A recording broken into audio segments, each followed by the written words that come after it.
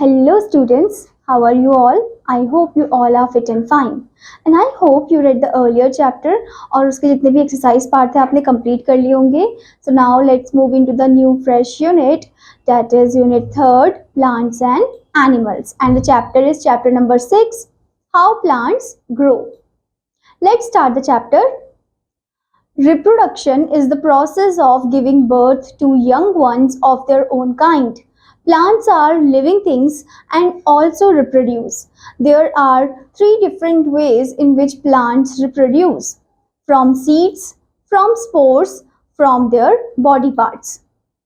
अब यहाँ पर बोल रहे हैं कि रिप्रोडक्शन एक प्रोसेस है जिसमें हम न्यू यंग वन को बर्थ देते हैं. ओके, सो प्लांट्स जो है वो भी लिविंग थिंग्स है, वो भी रिप्रोड्यूस करते हैं, वो भी यंग वंस को पैदा करते हैं और वो 3 डिफरेंट वेज से करते हैं, तरीके से करते हैं. जैसे कि फ्रॉम सीड से होता है, फ्रॉम स्पोर से और from the parts of the body of the plant. Let's talk about first one, that is new plants from seeds. Most plants bear flowers. These flowers then change into fruits. There are seeds inside most fruits. Conversion of a seed into a new plant takes place when the seed gets the right amount of air, water and warmth. अब यहाँ पर बोल रहे हैं कि बहुत सारे जो प्लांट्स है वो बेयर करते हैं फ्लावर्स, यानी कि उनकी बॉडी पार्ट में क्या होते हैं, फ्लावर्स होते हैं. और ये जो फ्लावर्स होते हैं ये किस में चेंज हो जाते हैं, फ्रूट्स में चेंज हो जाते हैं. फिर फ्रूट्स के अंदर क्या होते हैं, सीड्स होते हैं, ठीक है, जो कि एक न्यू प्लांट में कन्वर्ट होते हैं. अब ये जो कन्वर्जन है सीड का एक नए बेबी प्लांट में, ये टेक प्लेस करता है जब हम सीड को कहाँ पर करते हैं, सीड को सॉइल में डिग करते हैं और उन्हें right amount of air, water and warm देते हैं. Next thing is structure of a seed. A seed is the life support package of the plant. A seed has 3 parts. One is the outer covering called the seed coat, whose main function is to provide protection to the seed and the baby plant inside it. अब यहाँ पर बोला है कि जो seed है वो एक लाइफ सपोर्ट पैकेज है प्लांट का. एक सीड जो है उसमें 3 पार्ट्स होते हैं. एक जो उसका आउटर कवरिंग है उसे हम क्या बोलते हैं, आउटर कवरिंग को हम बोलते हैं सीड कोट, जो जिसका मेन फंक्शन है कि प्रोटेक्ट करना, सीड को प्रोटेक्ट करना, and protection to the seed and the baby plant जो कि उसके अंदर है. जैसे कि आप यहाँ फिगर में देख सकते हो, food store, seed coat and embryo. There are 1 or 2 seed leaves inside the seed coat. The baby plant gets its food from it till it grows into a plant. There is a tiny little part at the base of the seed leaves, which is the baby plant and is known as the embryo. This embryo grows into a plant. अब यहाँ पर बोल रहे हैं कि seed में 1 और 2 seed leaves होते हैं इनसाइड द सीड कोट के अंदर. एंड जो बेबी प्लांट है उसे फूड कहाँ से मिलता है, उसे फूड मिलता है जब वो ग्रो होता है. लाइक फूड जो है उसे प्रोवाइड होता है till it grows into a baby plant. मतलब उसे फूड पहले प्रोवाइड होता है, देन उसके बाद जब वो बेबी प्लांट में ग्रो होता है तो वो अपना खाना खुद बना सकता है. There is a tiny little part. यहाँ पर एक टाइनी लिटिल पार्ट होता है, जैसे आप इस फिगर में भी देख सकते हो. तो ये जो टाइनी लिटिल पार्ट है प्लांट का at the base of the seed leaves, okay, which is the baby plant. ये क्या है, बेबी प्लांट है जिसको हम एम्ब्रॉय बोलते हैं. एंड ये एम्ब्रॉय फिर किसमें ग्रो होता है, further it grows into a plant. Okay, now before going further there is a point. Do you know seed leaves are called cotyledons. Seed leaves को हम क्या बुलाते हैं, कॉटलेडेंस. Now the next one is germination. The first stage in the development of a seed into a plant is the development of a small plant called seedling. The process of the change of a seed to seedling is known as germination. अब यहाँ बोला है कि सबसे पहले stage में जो development of a seed होता है, किसमें, प्लांट में कन्वर्ट जब होता है, वो डेवलपमेंट है एक स्मॉल प्लांट का जिसे हम बोलते हैं सीडलिंग. ये जो प्रोसेस होता है जिसमें सीड चेंज होता है सीडलिंग में, उसे हम जर्मिनेशन बोलते हैं. जैसे कि आप यहाँ पर देख सकते हो फिगर में, germination of bean. You can see the different stages of that plant. Okay, when seeds get enough water, air and warmth, they grow into new plant. जब सीड को enough water, air and warmth मिलता है तो वो नए plant में grow करते हैं. Water helps to soften the seed coat. It also changes the food stored in the seed into a soluble form so that it can be used by the baby plant. अब जो पानी है, पानी क्या करता है, सॉफ्ट करता है, सॉफ्ट कर देता है सीड कोट को, एंड वो चेंज करता है जो फूड स्टोर होता है सीड में, उसे चेंज करता है into the soluble form. Okay, वो चेंज करते हैं ना soluble form, so that it can B use, ताकि वो जो बेबी प्लांट है उसे वो यूज कर सके। Okay, next point is air is essential for plants as they require oxygen to breathe. Air बहुत ज्यादा जरूरी होता है प्लांट के लिए, क्योंकि उन्हें ऑक्सीजन चाहिए होता है ब्रीथ करने के लिए, क्योंकि आपको तो पता ही है कि रात के टाइम वो ऑक्सीजन लेते हैं जो प्लांट्स हैं। Next thing is sunlight give warm to the plant and helps it to grow. Sunlight जो है वो वार्म देते हैं, गर्माहट देते हैं प्लांट को, और मदद करते हैं उसे ग्रो करने में, उन्हें एनर्जी प्रोवाइड करते हैं। Next thing is there are two directions in which the embryo grows. The part which starts growing downward is called the radicle. The radicle gives rises to the root system. The part which grows upward is known as plumule. This part rise to the shoot system. अब यहाँ पर दो directions की तरह से वो जो एम्ब्रॉय है वो ग्रो होता है। एक डायरेक्शन, एक पार्ट जो कि नीचे की तरफ ग्रो होता है, अंडरग्राउंड ग्रो होता है, उसे हम रेडिकल बोलते हैं, एंड उसका जो रेडिकल है वो गिव राइज करता है किसको, रूट सिस्टम को। और एक है जो अपवर्ड होता है, अपवर्ड ग्रो करता है, प्लांट का जो अपवर्ड पार्ट है उसे हम बोलते हैं plumule, and it give rises to the shoot system. Now the next point is, so it was that we get to we get the new plant with the help of the seed, मतलब हमें नया plant मिलता है seed की मदद से, हमने ये पढ़ा। अब जो नेक्स्ट पॉइंट है वो है न्यू प्लांट्स फ्रॉम स्पोर्स। अब स्पोर्स की मदद से भी हमें नए प्लांट मिलते हैं, let's talk about it. Growing by seeds is not the only way for plants to reproduce. There are plants such as ferns and mosses that do not bear flowers, therefore there are no seeds to reproduce. Spores are the means of reproduction in them. अब यहाँ पर बोला है कि कुछ ऐसे भी plants हैं जो सिर्फ सीड की मदद से ही रिप्रोड्यूस नहीं करते हैं, कुछ ऐसे हैं जो बिना सीड की मदद से रिप्रोड्यूस करते हैं, यानी कि उनके अंदर क्या होता है, स्पोर्स होते हैं जिनकी मदद से वो यंग वंस को पैदा करते हैं। इनके कुछ एग्जांपल आपको दे रखी, जैसे फर्न्स हो गए, मॉजेस हो गए, तो इनमें ये फ्लावर्स बेयर नहीं करते हैं, तो इनमें क्या होता है कि सीड्स भी नहीं होता है, तो ये स्पोर्स की मदद से ही रिप्रोड्यूस करते हैं, जैसे आप यहाँ फिगर में भी देख सकते हो। Now the next part is new plants from the parts of the plant body. अब प्लांट बॉडी के पार्ट से भी नए प्लांट जो है वो ग्रो करते हैं, यानी कि न्यू यंग वंस ग्रो करते हैं। Let's talk about it. The third method of reproduction in plants is through the body parts.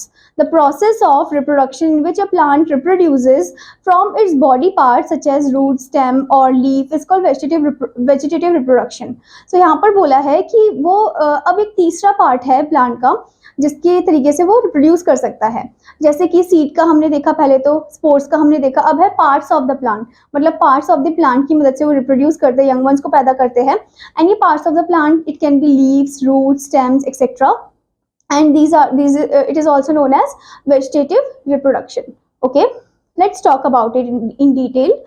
First one is from roots. अब roots की मदद से कैसे young ones पैदा होते हैं ये जानते हैं। Roots play an important role in the vegetative reproduction of the plant. For example, buds appear on the roots of the sweet potato. When these buds are planted, they grow into new plants. We can also get a new plant from the root buds of wood apple and root cuttings of tamarind. अब यहाँ पर बोला है कि roots भी important role play करते हैं in giving the birth to the young one, okay, और रिप्रोडक्शन प्रोसेस में इंपॉर्टेंट रोल प्ले करते हैं। फॉर एग्जांपल जो बर्ड्स होते हैं जो कि अपीयर होते हैं on the root of the sweet potato, जैसे आप इस फिगर में भी देख सकते हो, तो स्वीट पोटैटो के रूट में जो बर्ड्स होते हैं उन्हें जब हम मतलब उससे डिटैच कर देते हैं पेरेंट बॉडी से और उसे कहीं और प्लांट करते हैं, तो वहाँ पर नया प्लांट ग्रो होता है, नया प्लांट जो है स्वीट पोटैटो का वो ग्रो होता है। तो ऐसे जो है रूट की मदद से हम न्यू यंग वन प्लांट को पैदा कर सकते हैं। एंड इसके और भी एग्जाम्पल है, जैसे रूट बर्ड्स हो गए किसके, वुड एप्पल्स के, रूट बर्ड्स हो गए किसके, रूट कटिंग हो गए किसके, टैमरिन के, टैमरिन मतलब इमली, okay. Now next is from stem. We can grow a rose plant from its stem cutting. Stem cutting of sugarcane and money plant also grow into new plants. New plants also grow from underground stems like potato, onion and ginger. They have eyes, that is buds. अब यहाँ पर बोला है कि हम जैसे plants जो है नए प्लांट्स वो ग्रो करते हैं from the stem cutting method. Stem cutting method जो है वो रोज प्लांट में होता है, यानी कि रोज की स्टेम को कट करके उसे कहीं और प्लांट करेंगे तो वहाँ पर एक नया प्लांट जो है रोज का वो ग्रो हो जाएगा, तो इसे हम स्टेम कटिंग बोलते हैं। एंड न्यू प्लांट्स जो है वो ग्रो करते हैं from the underground stem also. आपने कुछ अंडरग्राउंड स्टेम के नाम भी सुने होंगे, जैसे पोटैटो हो गया, अनियन हो गया, जिंजर हो गए। तो इनमें क्या होता है, आइज होते हैं, इनके उसमें बॉडी में आइज होते हैं, जैसे जैसे हम बर्ड्स भी बोलते हैं। तो इन बर्ड्स को जो हम कट करके कहीं और प्लांट करेंगे तो वहां पर एक नया पौधा ग्रो होता है फिर। Okay, here you can see the example of stem cutting, sugarcane one. Now next one is from leaves.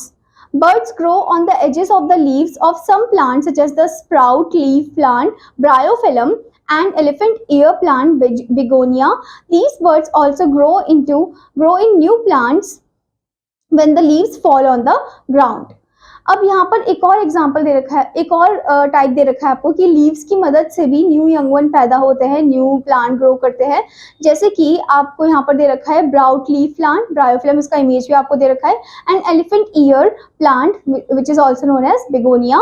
And इनके जो बड होते हैं, यानी कि इनके साइड में जो बड होते हैं इनकी लीफ की एज में, कॉर्नर पॉइंट में, तो वो उनको पेरेंट बॉडी से डिटैच कर देते हैं, फिर उनको प्लांट करते हैं कहीं और, तो वहां पर एक न्यू प्लांट ग्रो होता है। Okay, now let's talk about dispersal of seeds. Dispersal means the scattering of seeds. Fruits and seeds are scattered with the help of wind, water and animals. These are called the agents of dispersal. Let us know more about them. अब यहाँ पर बोला है कि जो dispersal है seed का, वो स्कैटर करा जाता है, यानी कि बिखराया जाता है सीड को, ताकि वो न्यू प्लेस में ग्रो कर सके। एंड जो फ्रूट्स हो गए, सीड्स हो गए, उन्हें स्कैटर किया जाता है किनकी मदद से, विंड की मदद से, वाटर की मदद से और एनिमल्स की मदद से। तो ये जो विंड, वाटर एंड एनिमल्स है कौन है, ये एजेंट्स है डिस्पर्जल के, जो मदद करते हैं। ओके, इसके बारे में और जानते हैं। First one is wind. Seeds that are scattered by wind and are usually small and light. They are able to float in water. They are able to float in air and get carried away by the wind. Drumstick, hiptage, that is Madhulata, and sal are examples of some trees whose seeds have wings on them. There are tufts of hair on the seeds of cotton and madar. This helps them in being carried from one place to another. अब यहाँ पर बोला है कि कुछ ऐसे seeds होते हैं जो हवा के थ्रू स्कैटर होते हैं, बिखरेते हैं, एंड एक तरीके से मतलब वो डिस्पर्स हो रहे हैं विंड की मदद से। एंड यूजुअली वो कैसे इजीली डिस्पर्स हो जाते हैं, क्योंकि उनकी बॉडी स्ट्रक्चर होती है वो छोटी सी होती है और लाइट होती है, जिसकी वजह से इजीली वो फ्लोट होते हैं एयर में। Okay, and easily carried away हो जाते हैं। इसके कुछ एग्जांपल भी आपको दे रखे, जैसे ड्रमस्टिक, आपको फिगर भी दे रखा है यहाँ पर, एंड हिप्टेज हो गया, जैसे मधुलता बोलते हैं, और साल हो गया, या फिर डैंडेलियन हो गए। ठीक है, तो ये हवा की मदद से उड़ के कहीं और पर प्लांट होते हैं।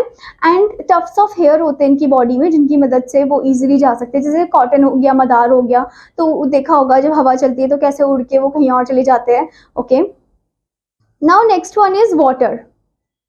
Spongy or fibrous outer coverings develop on the seeds and fruits of plants that grow in or near water. This covering helps them to keep afloat and the water currents carry them away. Coconut is an example of a fruit, whereas seeds of lotus have a spongy outer covering. Hydrilla seeds also carried away by water. अब यहाँ पर बोला है कि जो spongy और fibrous outer covering है, outer covering which is develop on the seeds, जो कि डेवलप होती है सीड्स में, and fruits of plants that grow in और near the water. Okay, spongy और फाइबरस पार्ट जो है वो आपको वाटर उसमें दिख जाएगा, मतलब उन प्लांट में दिख जाएगा जो वाटर से इजीली कैरीड अवे हो जाते हैं, डिस्पर्स हो जाते हैं. तो इनकी जो कवरिंग है वो मदद करती है कि वो इजीली फ्लोट हो सके पानी में, एंड वाटर करंट की मदद से वो कहीं और जाकर फिर प्लांट हो जाते हैं. इसके एग्जाम्पल आपको कोकोनट दे रखा है, जैसे कोकोनट में स्ट्रॉन्ग फाइबरस कवरिंग होती है, जैसे आप फिगर में भी देख सकते हो, coconut seed and the lotus seed over there. Whereas आपने देखा होगा लाइक लोटस के जो सीड्स होते हैं वो स्पॉन्जी आउटर कवरिंग वाले होते हैं, एंड हाइड्रिल्ला के जो सीड्स होते हैं वो भी इजीली पानी के थ्रू कैरीड अवे हो जाते हैं. Okay, now next thing is explosion. Some fruits burst open and throw out their seeds for dispersal. Balsam, peas and castor are examples of some of the bursting fruits. कुछ ऐसे fruits होते हैं जो burst out हो जाते हैं, जब वो पक जाते हैं तो एकदम से burst out होते हैं. जब burst out होते हैं तो उनके seeds जो होते हैं वो scatter हो जाते हैं, वो एक ही जगह में नहीं रहते, वो scatter होते हैं, क्योंकि obviously जब वो burst होते हैं तो ऐसे पूरे scatter form में हो जाते हैं उनके seeds, और वो कहीं और जाकर plant हो जाते हैं. तो उसके कुछ example आपको दे रखे, जैसे balsam हो गया, peas हो गए, जैसे आप figure भी दे रखा है यहाँ पर peas का, and castor हो गया. Okay, next one is animals. The flesh of some of the fruit is eaten by some birds and animals that unknowingly disperse these seeds to other places. Fleshy fruits such as mangoes and oranges are eaten by humans and their seeds are thrown away. अब यहाँ पर बोला है कि जो flash होता है, flashy part होता है, जूसी पार्ट होता है फ्रूट का, वो एनिमल्स खा लेते हैं तो, या बर्ड्स खा लेते हैं। और अननोइंगली क्या होता है कि वो डिस्पर्स भी कर रहे एक तरीके से, कैसे, जब वो खाते हैं तो कहीं ना कहीं फेंक देते हैं उनका सीड और फिर वो वहां पर जाकर ग्रो होने लग जाएंगे प्लांट जो है नया उनका। एंड या फिर वो जब उसे कंज्यूम कर लेते हैं, कोई कोई एनिमल्स उनका सीड भी खा लेते हैं फ्रूट का, ठीक है। तो उसके बाद क्या होता है कि जब उनका वेस्ट प्रोडक्ट जब निकलता है अगले दिन, तो वो जो सीड है जो उनकी डंग से बाहर निकलता है, as their shit and all, cow dung and all, okay, तो फिर क्या होता है कि वो जो सीड है वो उस प्लेस में जाकर ग्रो हो जाता है। एक तो उन्हें फर्टिलिटी के लिए वो मेन्योर भी मिल रहा है, नेचुरल वन, और ऊपर से सॉइल भी प्रिपेयर होता है वहां पर, okay. Next thing is that human being जब ऑरेंज खाते हैं या मैंगोज खाते हैं, उनके सीड को जब वो फेंकते हैं कहीं पर, तो वहां पर क्या होता है, एक नया प्लांट जो है वो ग्रो हो जाता है। तो वहां पर क्या होता है, एक नया प्लांट ग्रो हो जाता है। Next thing is dry fruits are produced by some plants which have hooks, spines, thorns, or stiff hair on them. These cling to the fur of animals, feathers of birds, and even clothes of humans. They may be dropped while moving. Xanthium, tiger snail, love thorn, and speargrass are some fruits that are dispersed by the animals. अब यहाँ पर बोला है कि कुछ ऐसे dry fruits है जो कि प्रोड्यूस होते हैं by some plants, okay, and जिनमें क्या होता है, जिनके बॉडी स्ट्रक्चर में हुक्स होते हैं, स्पाइंस होते हैं, थॉर्न्स होते हैं, स्टिफ हेयर होते हैं, जो कि कहाँ पर क्लिंग हो जाते हैं, कहाँ पर स्टक हो जाते हैं, एनिमल के फर में, फेदर्स में, या फिर ह्यूमन बीइंग के क्लोथ्स में। जैसे कि आपने देखा होगा जब आप जंगल की सैर करने जाते हो तो उस पर क्या होती है, कुछ कांटे कांटे जैसी चीजें जो होती है वो आपके कपड़ों में स्टक हो जाती है, तो उसे आप जब झाड़ते हो तो जिस प्लेस में वो चले जाता है वहां पर वो प्लांट ग्रो होता है, ओके। तो ऐसे ही जो एनिमल का फर हो गया, बर्ड्स के फेदर हो गए, जब वो उसे ऐसे झाड़ते हैं तो उसके बाद क्या होता है, उसके बाद वो जो सीड है वो वहां से निकल के जिस जगह में मतलब जाएगा, गिरता है, वहां पर क्या होता है, न्यू प्लांट ग्रो होता है, ओके। इसके कुछ एग्जांपल आपको दे रखे, जैसे जैंथियम हो गया, टाइगर स्नेल, आपको फिगर भी दे रखा है यहाँ पर, एंड लव थॉर्न हो गया, या फिर स्पेयर ग्रास हो गया। Now, before going further, there is a point activity. Collect some pictures of different seeds or fruits which get dispersed by wind, water, animals or explosion. Prepare a collage. आपको क्या करना है, different जो seeds है या fruits है वो collect करने हैं और ये पता लगाना है कि किसकी मदद से, यानी कि किसकी मदद से, कौन से एजेंट की मदद से वो डिस्पर्स होते हैं, विंड से, वाटर से, या एनिमल से, एक्सप्लोजन से, आपको ये बताना है और इसका एक कोलाज आपको प्रिपेयर करना है। Now the next point is plants from far away. Many plants popular in India have originated in other countries. Plants have their origin in at different places. Tea has been a widely popular drink in China for the last 1500 years. Europeans became familiar with tea only about 500 years ago. अब यहाँ बोले कि कुछ ऐसे plants हैं जो कि India में प्रोड्यूस नहीं हुए थे, ओके, पर ये जो प्लांट्स इनका जो ओरिजिन है ये कहीं और था, एंड बाद में जाकर ये किसी हमारे कंट्री में क्या हुआ कि ये फेमस होने लग गए। जैसे टी जो है वो एक्चुअली में रियली में वो ओरिजिनेट हुआ था चाइना में, तो चाइना में ज़्यादा पॉपुलर ड्रिंक है ये, and for the last 1500 years ago. And this European जो है, यूरोपियन को जब पता चला, वो फेमिलियर जब हुए टी से, तो that was only about 500 years ago, okay. Here you can see the plant name and the country. Tea, which is more famous in China, Japan and India. Rice in Japan. Henna all over the world. Marigold, India. Shamrock is Ireland. Bamboo, China. Now next point is spices. The parts of plant that provide flavor to our food are known as spices. The following table shows some commonly used spices and the regions they come from. वो part of the plant जो हमारे food का flavour change कर देते हैं और या फिर उसमें टेस्ट ऐड ऑन कर देते हैं, ओके, तो उसे या फिर हमारे फूड को टेस्टी बना देते हैं, तो उन्हें हम स्पाइसेस बोलते हैं। और यहाँ पर आपको एक टेबल दिखा रखा है जिसमें आपको डिफरेंट स्पाइसेस, उनके ओरिजिन और उनका इंडियन नेम बता रखा है। First one is coriander. Its origin in Morocco and Romania. यहाँ पर ये ओरिजिनेट हुआ था, इंडियन नेम है इसका धनिया. Next one is cinnamon. Origin is Sri Lanka, Southern India. Indian name is Dalchini. Next one is ginger. Origin is Southern China. Indian name is Adrak. Next one is cloves. Origin is Indonesia. Indian name is long. Next one is cumin seeds. Origin is India and Japan. Indian name is jeera. Next one is pepper. Origin in India and Indonesia. Indian name is mirch. Now, as we have read this chapter, let's move into the point vocabulary. First one, germination, the process by which a seed changes into a plant. Next one, vegetative reproduction, the process of reproduction in which a plant reproduces from body parts. Next one, dispersal, the scattering of the seeds away from the parent plant. Now let's move into the point, things to remember. First one is reproduction is the process of giving birth to your two young ones of their own kind. Next one, plants grow from seeds, spores or body parts of the parent plant, mother plant. Next one, the process by which a seed grows into a plant is known as germination. Next one, the process of reproduction in which a plant reproduces from its body parts such as the root, stem or leaf is called vegetative reproduction. Next one, dispersal of seeds can take place through wind, water, explosion and animals. I hope student that you understood this chapter और आपका homework है कि आपको chapter अच्छे से पढ़ना है और इसमें जो प्रैक्टिस जोन में एक्सरसाइज दे रखी है उसे कंप्लीट करना है. Till then students take care, bye bye.